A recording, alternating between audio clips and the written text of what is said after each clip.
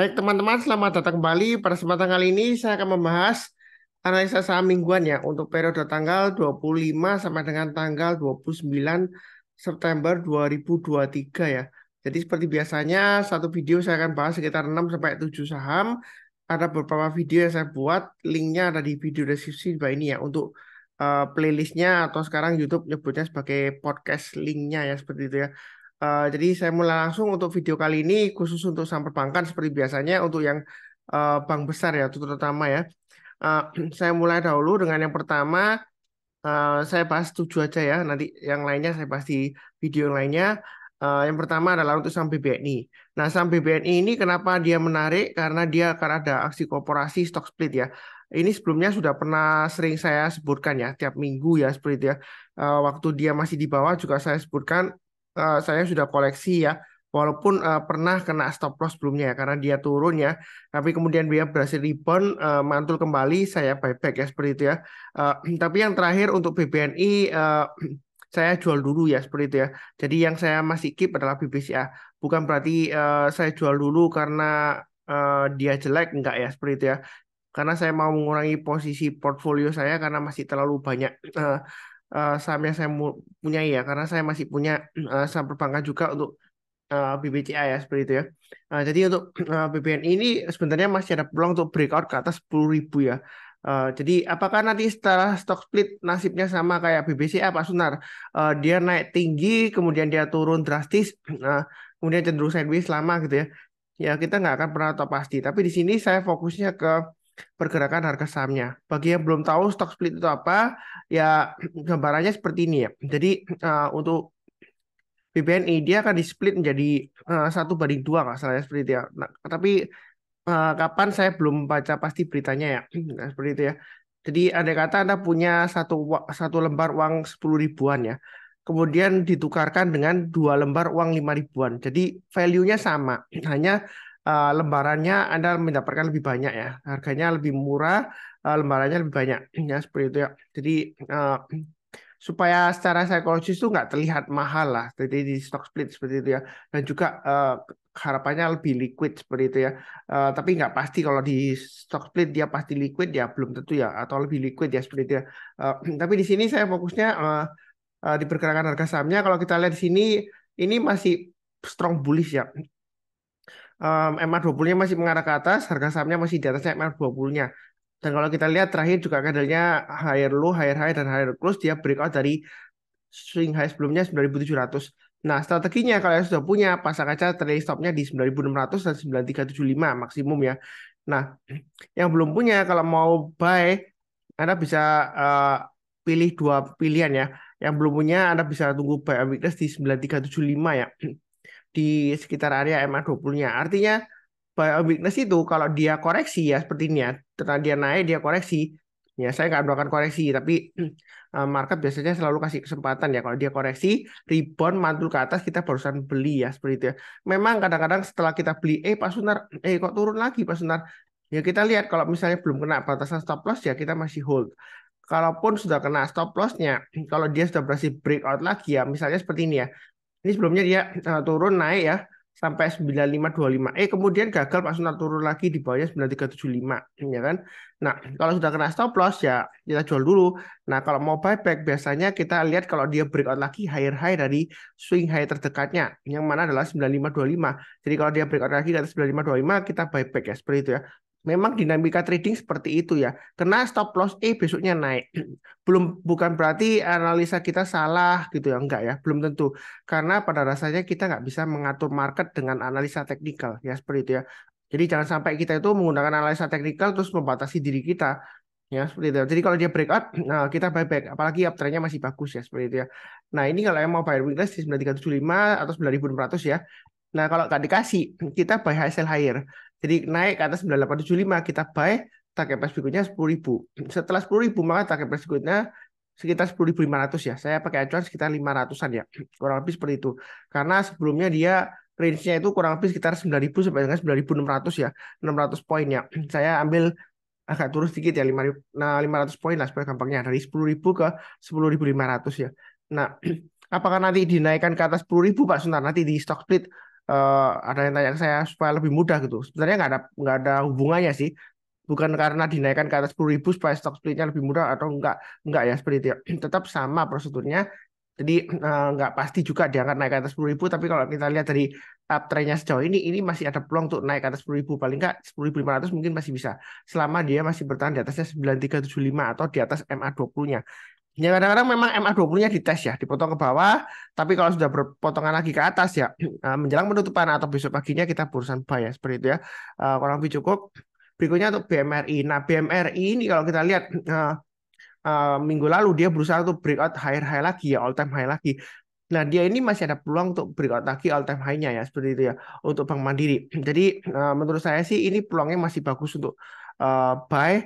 Nah, yang mau buy on weakness ini sudah saya sebutkan area sebelumnya di sini ya. Di area sekitar ini di bawah swing low-nya di sekitar 5675 sampai 5700-an. Tapi kalau nggak dikasih, saya juga sudah sebutkan, kita boleh buy on weakness di MA20-nya. Ya, ketika dia sudah memotong MA20-nya dari bawah ke atas. Ternyata sudah memotong, kok dia pullback lagi Pak Sunar. Ya, sebenarnya ini masih cukup menarik ya. Kalau misalnya nggak berani buy sekarang, takut ya Anda tunggu aja di area swing low yang di sini. Eh, ini area swing low-nya kalau kita lihat terdekatnya dia di area sekitar 5775. Jadi kalau turun di banyak 5775, kita jangan langsung buy. Tunggu kalau dia berhasil rebound mantul ke atas, kita barusan buy ya seperti itu ya. Jadi kita juga harus paham ya. Jadi eh, tunggu rebound barusan buy, bukan turun langsung buy. Kalau turun langsung buy itu ya berarti tangkap pisau jatuh ya.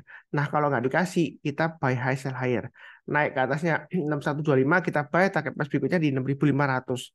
Mungkin pertanyaan yang sering saya dapatkan ya, apakah nggak ketinggian Pak Sunar atau ketinggalan? Saya itu sering banget ditanya seperti itu ya. Jadi kalau yang nonton video saya jangan bosan-bosan kalau saya jawab, ya kan jawabannya sama terus.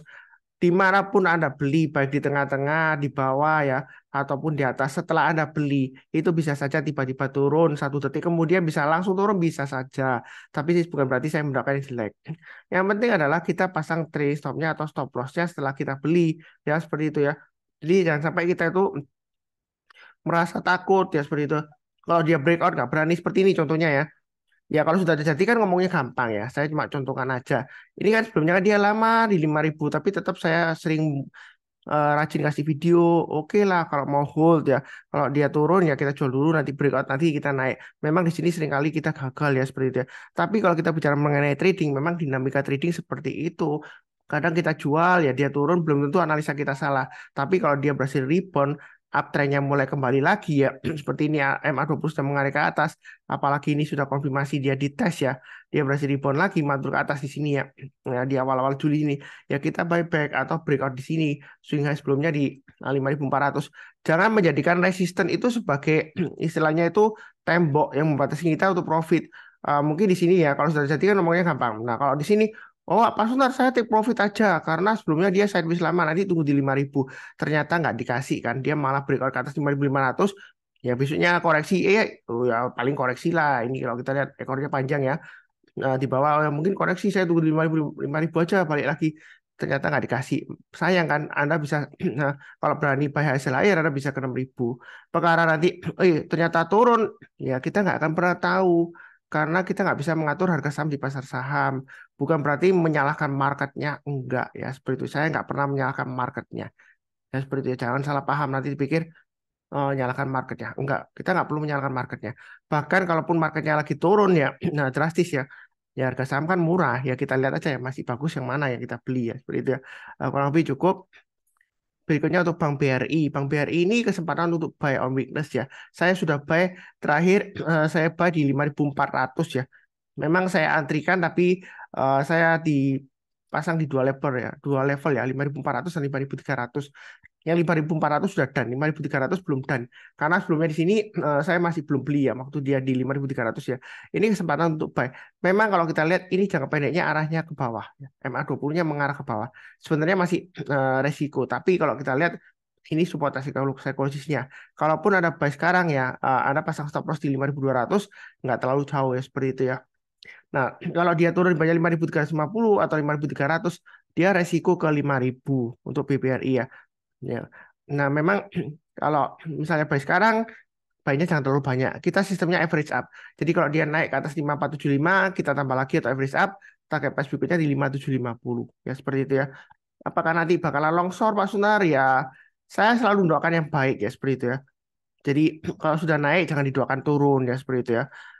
Ya, ada yang protes di kolom komentar sebelumnya ya, tapi saya nggak pushkan komentarnya karena dia kecenderungan maki-maki saya, ngata-ngatain saya bodoh lah seperti itu. Kalau dikasih murah ya beli seperti itu ya. Iya kalau sahamnya bagus seperti saham BBRI, BBCA ya seperti itu ya. Ya saya cerita aja beberapa tahun lalu ya di masa kejayaannya tahun 2013-an itu ada satu saham yang dia bagus banget, big caps, blue chip ya, nomor 9 lagi ya, paling bagus BUMN ya. Kinerjanya juga bagus ya. Kemudian kena isu ya kan. Saya nggak menyebutkan sahamnya ya. Ya Anda harusnya tahu sendiri lah kalau sering ikuti saya. Sampai sekarang pun ya naik ke atas 2000 susah banget ya seperti itu ya. Bahkan dulu pernah di grup saya itu ya ada yang bilang itu saham itu kalau turun ya sebelumnya di masa kejayaannya sekitar 5.600 sampai 6.000 ya. Dia bilang kalau turun di 5.000 atau 4.000 saya akan borong semua gadaikan sertifikat rumah. Kalau memang beneran dia lakukan sampai sekarang dia sudah pasti jatuh miskin ya seperti itu ya, bangkrut kena bayar bunga dan lain-lain. Karena sampai sekarang pun naik ke atas 2000 susah banget ya.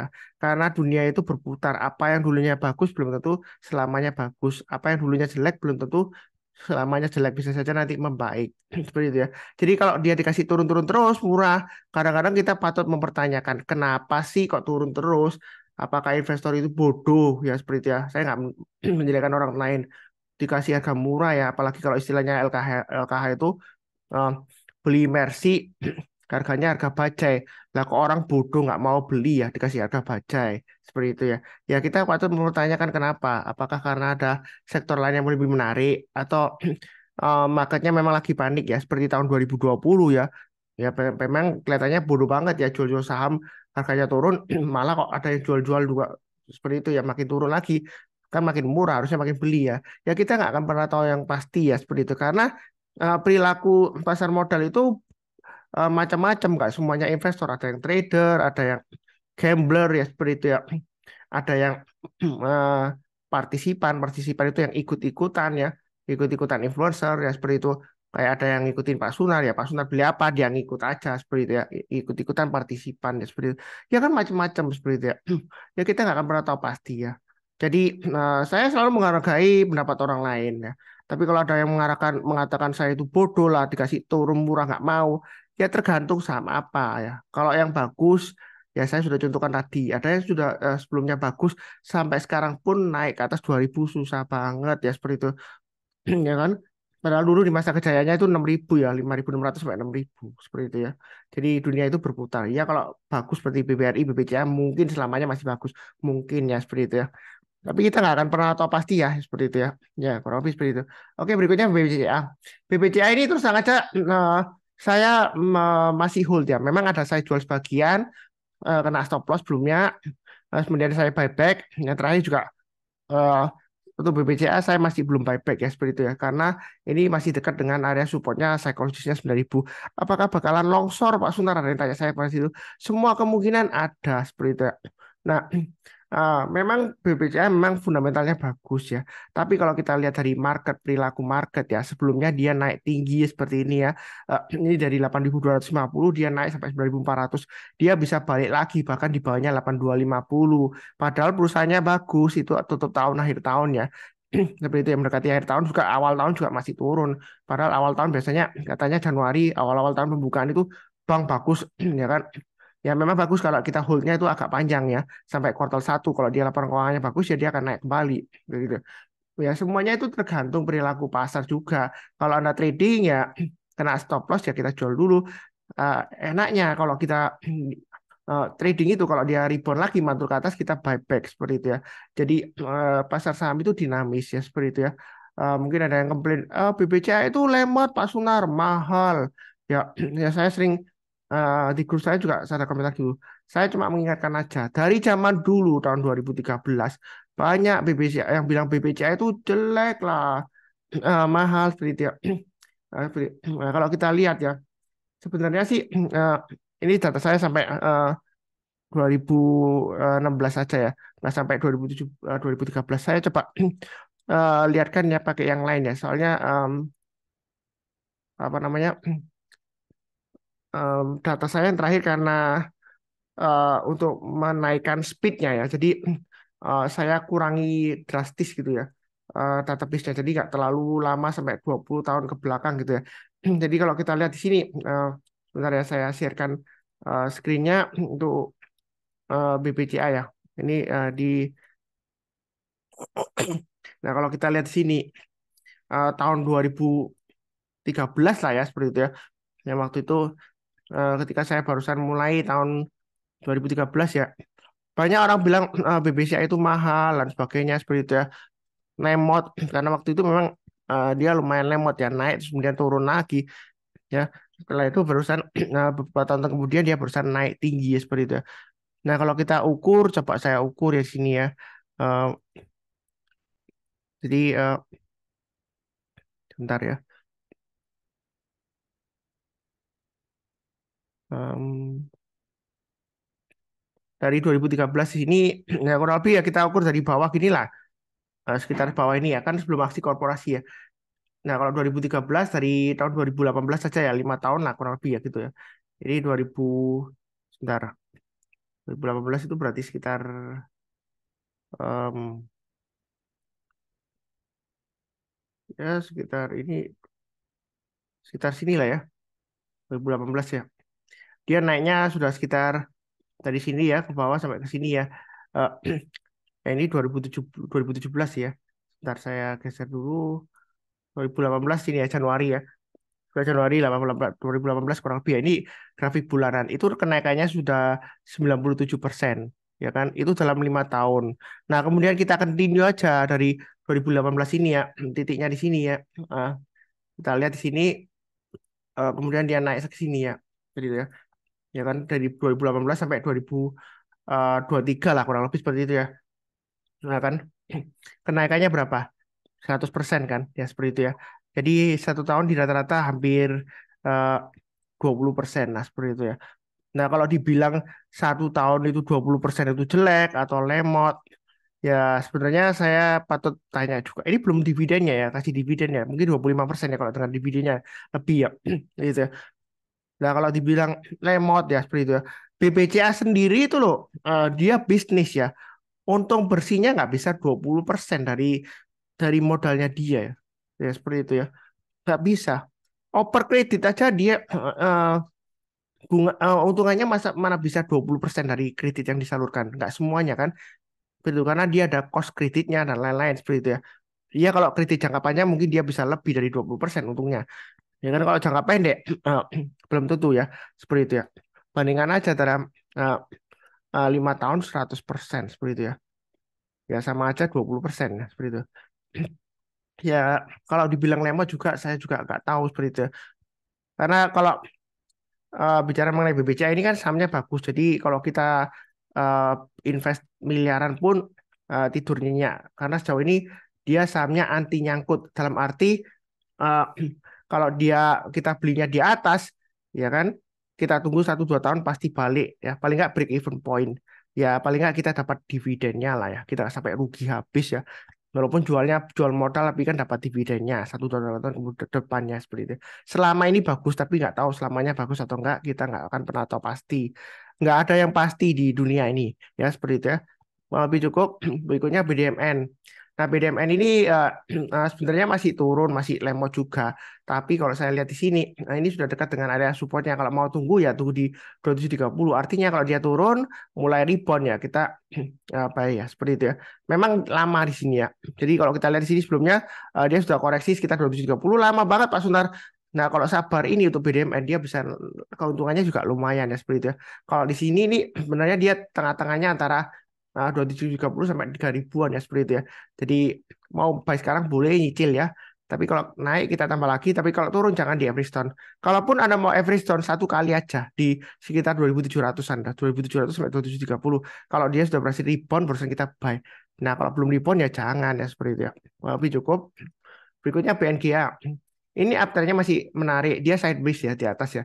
Kalau yang mau buy on weakness sabar menunggu di 1570 aja. Artinya buy on weakness itu kalau turun kita jangan langsung buy, tunggu ya. Seperti itu.